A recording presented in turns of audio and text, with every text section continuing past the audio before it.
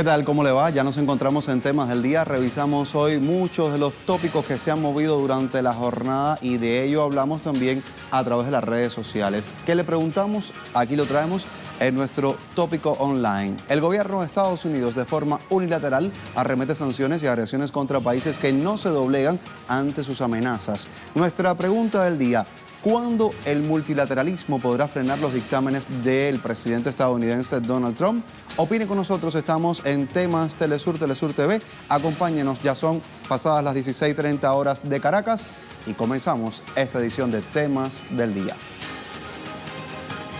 Sucedió este jueves, el canciller cubano Bruno Rodríguez Parrilla denunció que Estados Unidos continúa las agresiones económicas contra su país, todo ello dentro del marco de la aplicación de la ley Helms-Burton. Por otra parte, el canciller desmintió las acusaciones sobre presencia de inteligencia militar en Venezuela. Vamos a revisar este, que es nuestro primer tema del día, y lo hacemos precisamente con voz autorizada.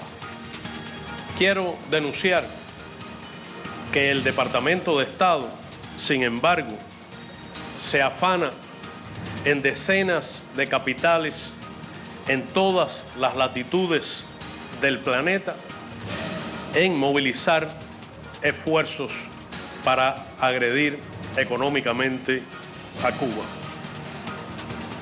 Es cierto que la naturaleza de los anuncios del señor Bolton hacen al Departamento de Estado la tarea más difícil.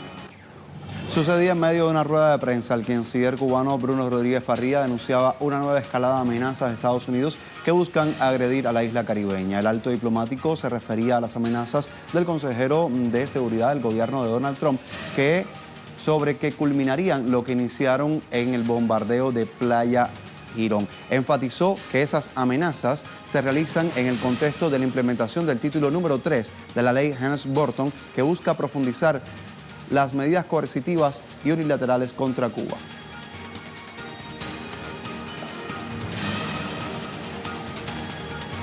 Con el tema sumamos a esta hora a nuestro corresponsal en La Habana, Alien Fernández. Alien, bienvenido, adelante.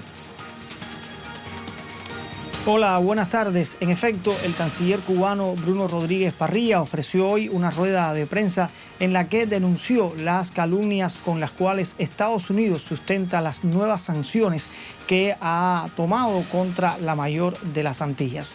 Ha dicho Rodríguez Parrilla que se trata de una nueva escalada agresiva que busca ejercer un fuerte cerco económico contra la nación caribeña.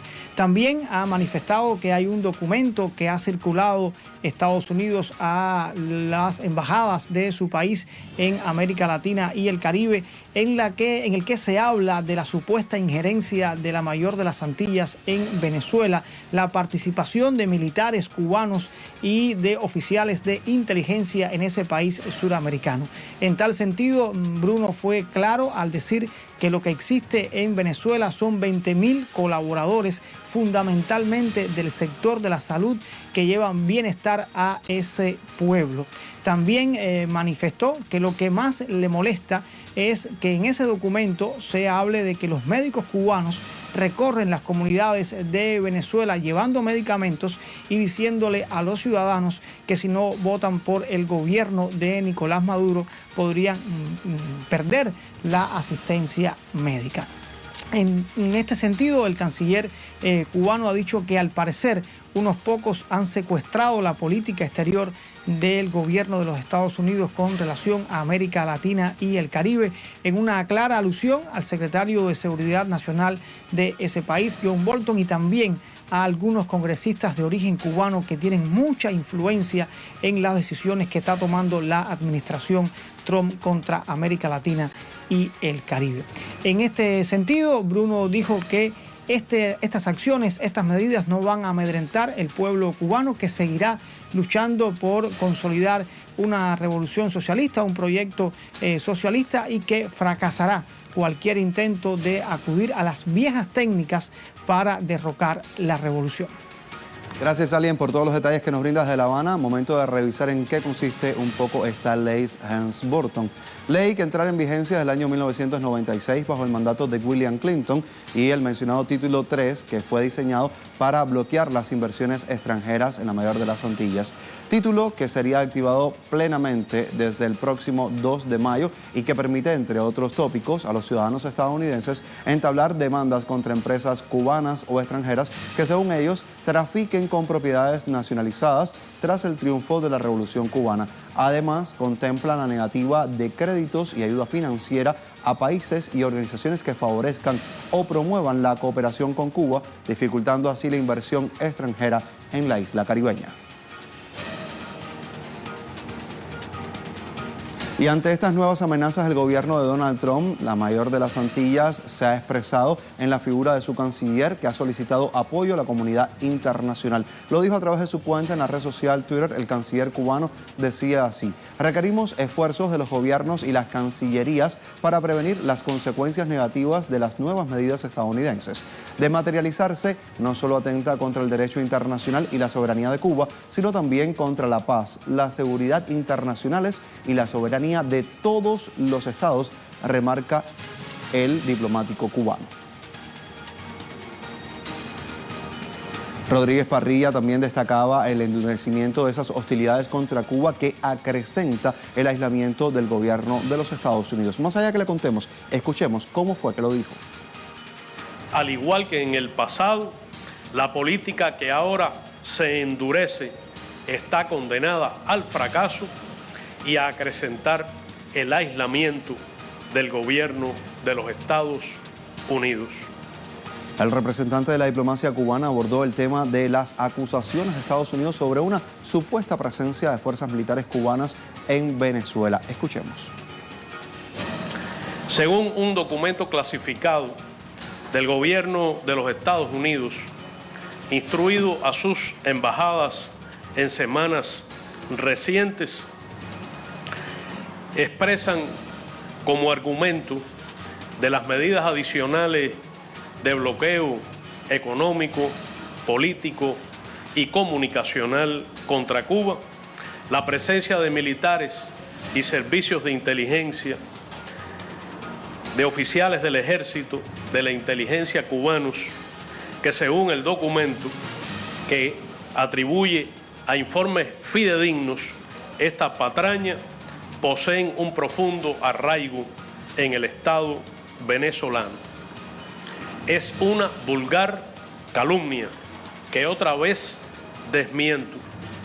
Cuba no posee tropas ni fuerzas militares, ni participa en operaciones militares ni de seguridad en la hermana República Bolivariana de Venezuela.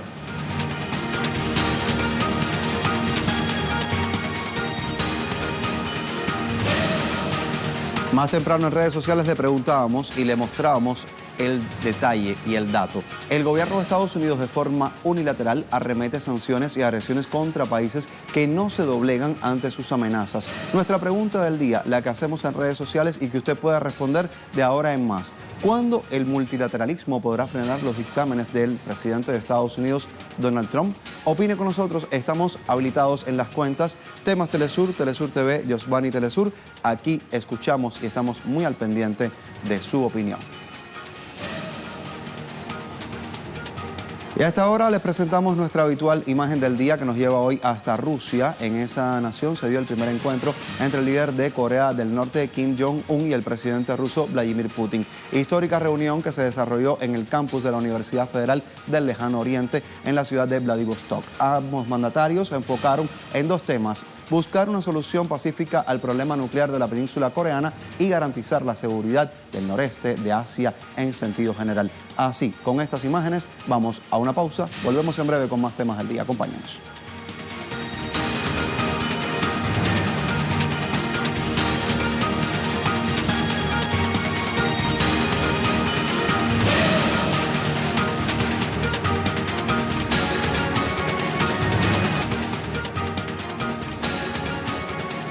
Estamos de vuelta con mucho más y en el marco de la diplomacia de paz, Venezuela insiste en defender el multilateralismo. La postura responde a las múltiples violaciones de los Estados Unidos al derecho internacional, acciones que son denunciadas por los pueblos independientes como una estrategia para imponer un modelo hegemónico de dominación.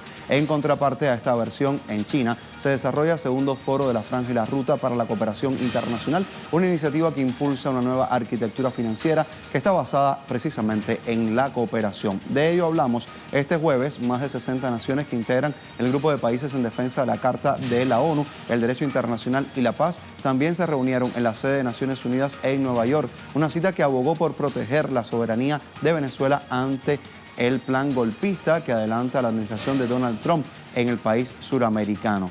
En su intervención, el canciller de Venezuela, Jorge Arriaza, apuntó que el grupo construirá una estrategia para defender el derecho internacional público y los derechos de los pueblos a vivir en paz sin amenazas. Así está el mundo hoy. También durante esta jornada queremos contarle mucho más de lo que ha acontecido. El canciller de Venezuela, a través de una rueda de prensa, estaba reiterando que su país es víctima de una guerra no convencional auspiciada por Estados Unidos. Decía Arriaza que esta guerra pretende debilitar la economía para derrocar al presidente Nicolás Maduro. Escuchemos cómo lo pronunciaba.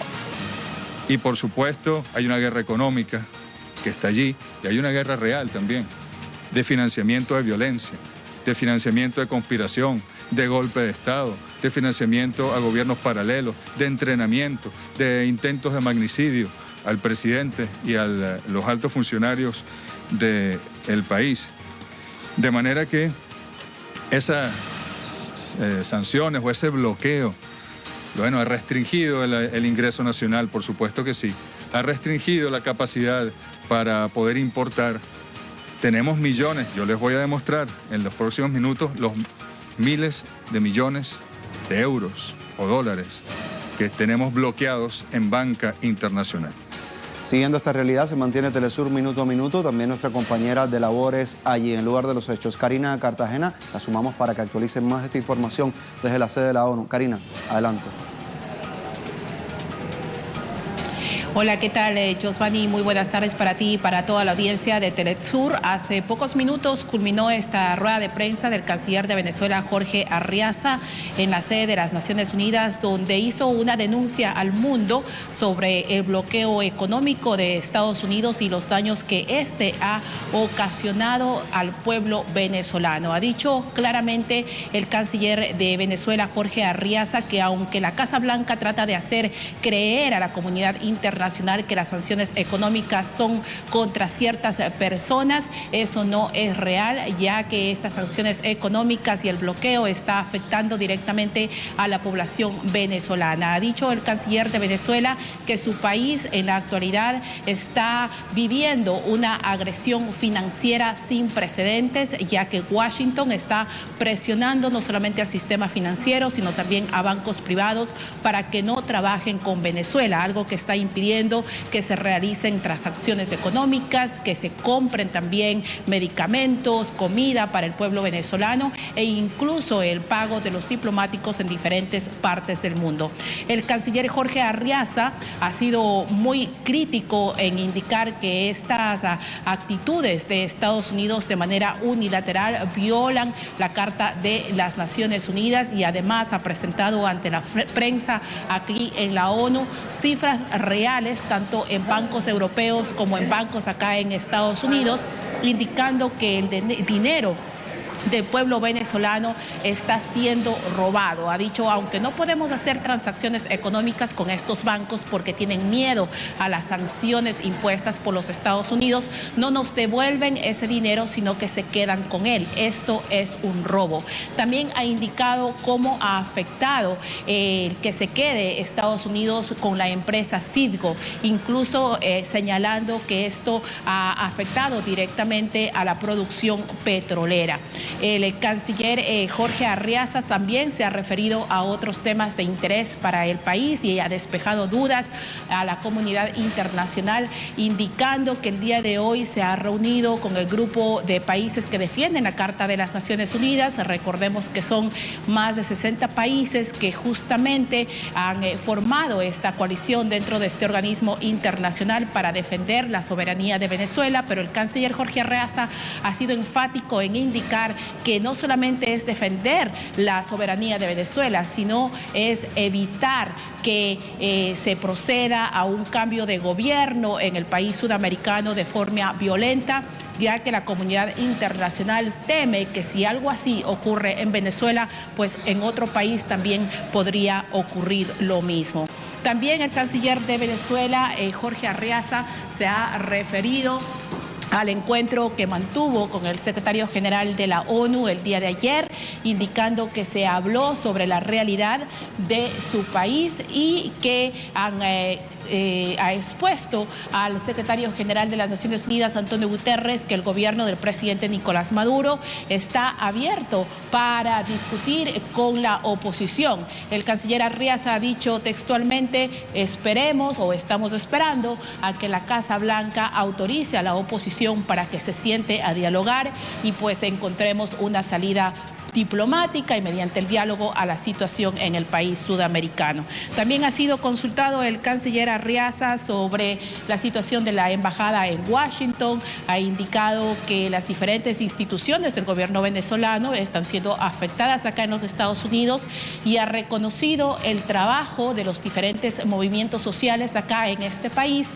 que se han movilizado de manera conjunta, no solamente en Washington, sino también acá en Nueva York, para defender las instituciones de Venezuela, como es la embajada en Washington. Pues el canciller Arriaza ha dicho que es importante que esta realidad conozca el mundo, pero que su país está dispuesto a dialogar y a tratar, ha dicho, de salir de toda esta situación y que por eso está también tratando Venezuela de intercambiar, se puede decir, experiencias con otros países que han sufrido medidas unilaterales por parte de los Estados Unidos. Josvani.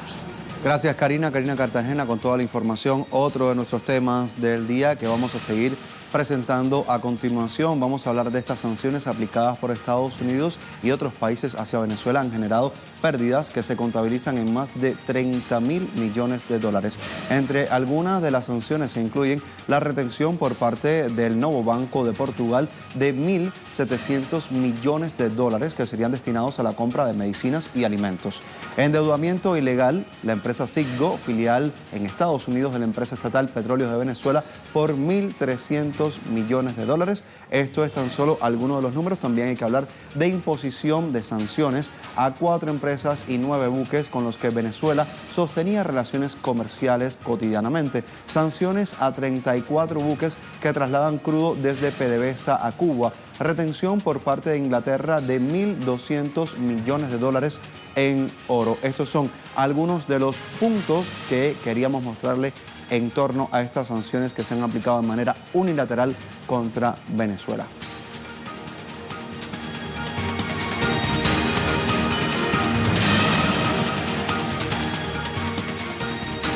Revisamos ahora información que traen nuestros corresponsales en un solo tuit. Desde Brasilia, Danay Galetti Hernández nos dice en Danay Telesur su cuenta: en el Senado Federal de Brasil, líderes indígenas reforzaron su posición contra la medida provisional 870 de 2019 impulsada por el gobierno de Jair Bolsonaro y que prevé la salida de la Fundación Nacional del Indio del Ministerio de Justicia. Así estamos viendo la información y también las fotografías que envía nuestra corresponsal. Vamos a México. Aiza García nos cuenta que los maestros de la Central Nacional de Trabajadores de la Educación podrían intensificar movilizaciones tras aprobación de la reforma educativa en el seno de los diputados mexicanos. Consideran que es un copy-paste de la reforma de Enrique Peña Nieto del año 2013. Así está la información a través de nuestra pantalla, también en redes sociales. Queremos contarle más lo que dicen nuestros corresponsales. También Hansel Oro nos trae un informe sobre lo que ha sucedido en Vladivostok. Escuchemos en directo. Sí, hola, un saludo para ti y para toda nuestra teleaudiencia. Así es.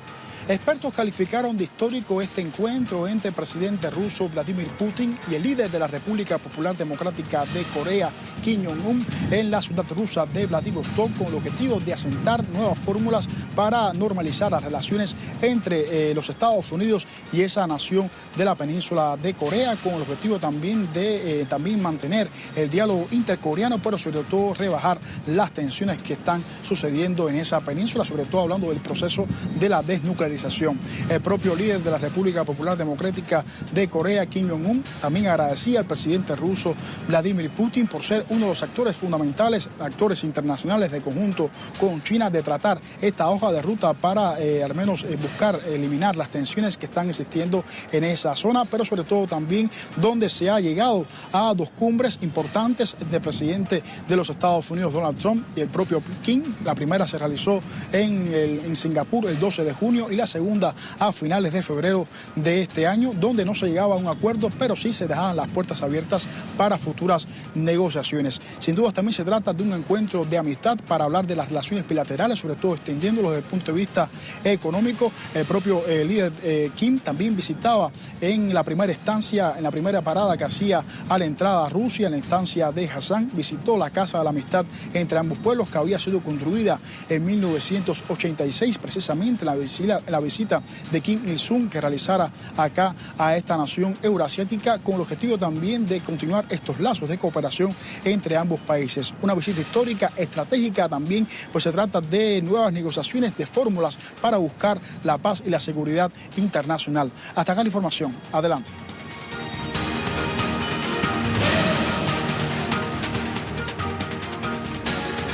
Hay varios temas en desarrollo, escogemos dos de ellos para mostrarlos en nuestro espacio. Hoy vamos a hablar, el primero de ellos se genera en Colombia. Presidente Iván Duque enfrenta primera movilización nacional desde que asumió la presidencia en agosto pasado. Veamos qué pasa con el descontento sobre estas políticas contenidas en el Plan Nacional de Desarrollo y también mucha creciente violencia contra líderes sociales. Ahí está Telesur con nuestra corresponsal Tatiana Portela. La sumamos hasta ahora con más detalles.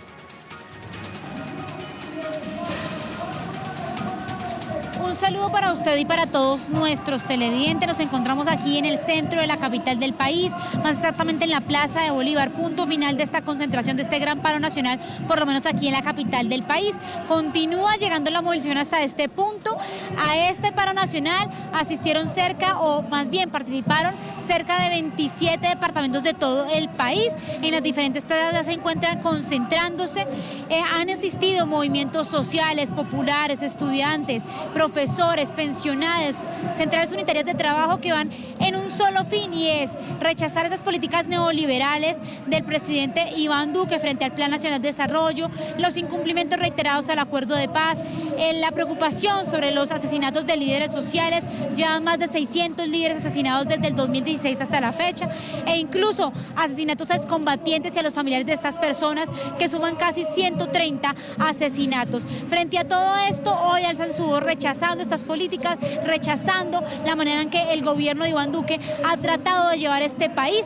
Dicen que si se desarrolla o que si se lleva a cabo el Plan Nacional de Desarrollo son decisiones que serán lesivas para todo el pueblo colombiano. Ahora bien, la movilización, a pesar de que hasta el momento no se ha presentado violaciones de los derechos humanos, sí hay que decir que el día de ayer, en horas de la noche, se presentó un comunicado por parte del Gobierno Nacional anunciándole a todos los alcaldes y gobernadores la presencia de las fuerzas militares y de la Policía Nacional. Esas decisiones fue un rechazo exhaustivo frente a lo que tiene que ver con la militarización de la movilización social.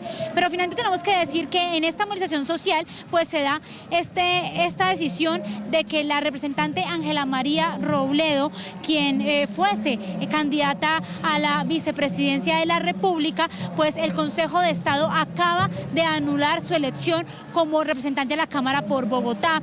Por eso en estos momentos, como ustedes pueden ver a mis espaldas, está llegando la representante Ángela María Robledo para dar una declaración, porque a eso se le suma lo que el Consejo de Estado incluso decidió frente a la manera en la que le anuló la personería jurídica a la Bogotá Humana, partido político que con más de 8 millones de votos que pues estuvo presente y es la oposición política de este gobierno de Iván Duque. Nosotros seguiremos muy atentos para saber cuáles van a ser las declaraciones de la representante Ángela María Robledo y cómo finaliza esta movilización social aquí en Bogotá y en todo el territorio colombiano. Gracias, Tatiana, por todos los detalles que nos brinda. Se acerca también fecha de elecciones generales en España. Hasta ahí va Telesur también. ¿Por qué? Porque queremos contarle cómo 37 millones de ciudadanos están llamados a las urnas. Será el próximo domingo. Vamos a analizar mucho más. Vamos a conocer qué se está contando en este momento a través del informe que nos trae a esta hora nuestro corresponsal Sergio Rodrigo, a quien sumamos en este instante con el panorama español previo a estas elecciones. Sergio, bienvenido.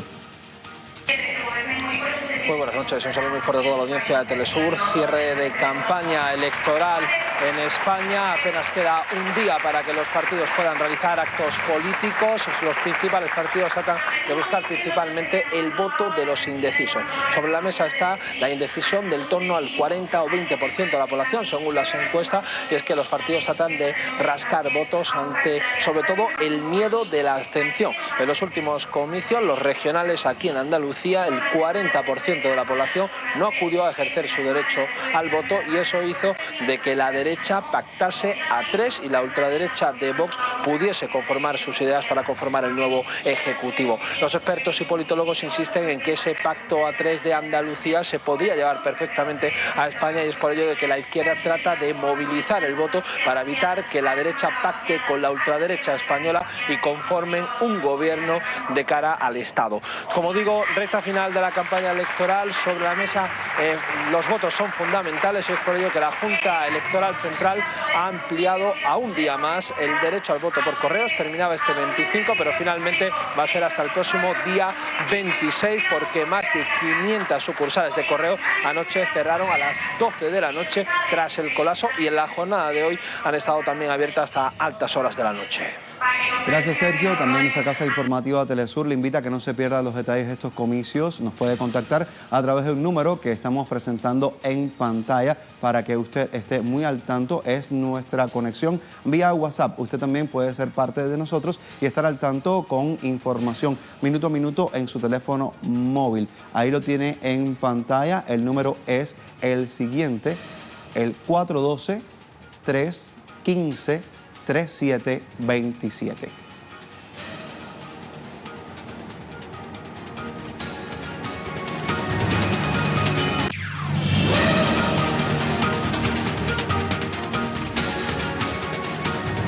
Al inicio del programa teníamos en redes sociales, le decíamos, el gobierno de Estados Unidos de forma unilateral arremete sanciones y agresiones contra países que no se doblegan ante sus amenazas. La pregunta del día aquí está presente. ¿Cuándo el multilateralismo podrá frenar los dictámenes del presidente de Estados Unidos, Donald Trump? Le invitábamos a opinar, hay respuestas que queremos compartir. Miguel Arévalo nos dice, si el multilateralismo actúa o dice algo en contra de Estados Unidos de América, la Unión Europea, Reino Unido, la OEA inmediatamente los sancionan. Así opina este usuario en la red social Twitter. También Libélula nos está diciendo a esta hora, al unirse los países, formar un bloqueo y aislar a los Estados Unidos y sus aliados, hay que hacer reformas a los estatutos de la ONU.